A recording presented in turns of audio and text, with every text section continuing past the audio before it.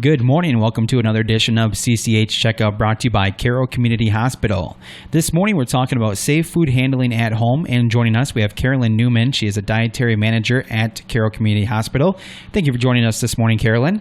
Hi, thanks for having me. And let's start right out. Is there any reminders we should know since it's barbecue season before we do have that barbecue about food safety?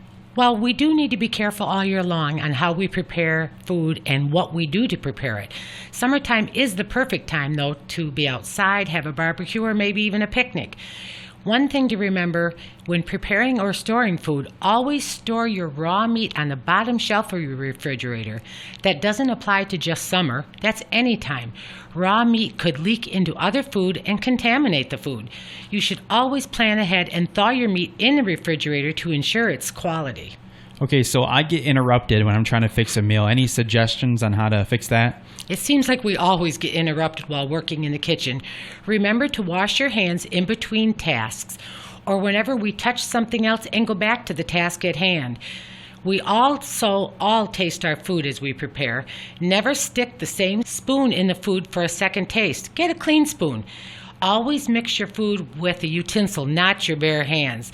No matter how clean we think our hands may be, they still carry germs. I use single-use gloves at home, so I can throw them away, disposable gloves. Okay, and when we do find those items in the cupboard that we are going to use to make the food with, how do we know if it's still good?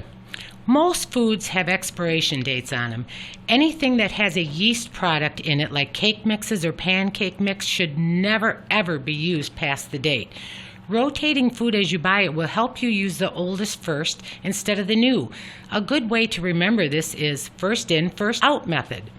And you did mention that summer is a great time to be outside. Most people like to entertain in the summer. Any other helpful tips for safe food handling?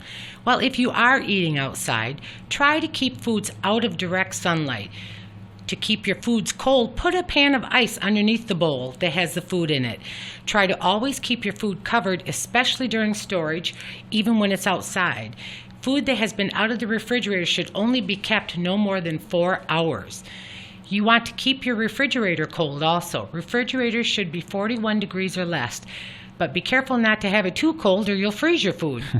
And what would be some advice to give someone on safe food handling? Probably the most important thing that you would come across or want. If you come across a food item and you're not sure if it's good, there's a simple rule. When in doubt, throw it out. That is a perfect rule. Well, we want to thank you once again, Carolyn Newman, for joining us today and talking about safe food handling at home. Thank you. My pleasure. And if you'd like to learn more information, you can always visit cch-mi.org and tune in next week for your next edition of CCH Checkup, brought to you by Caro Community Hospital.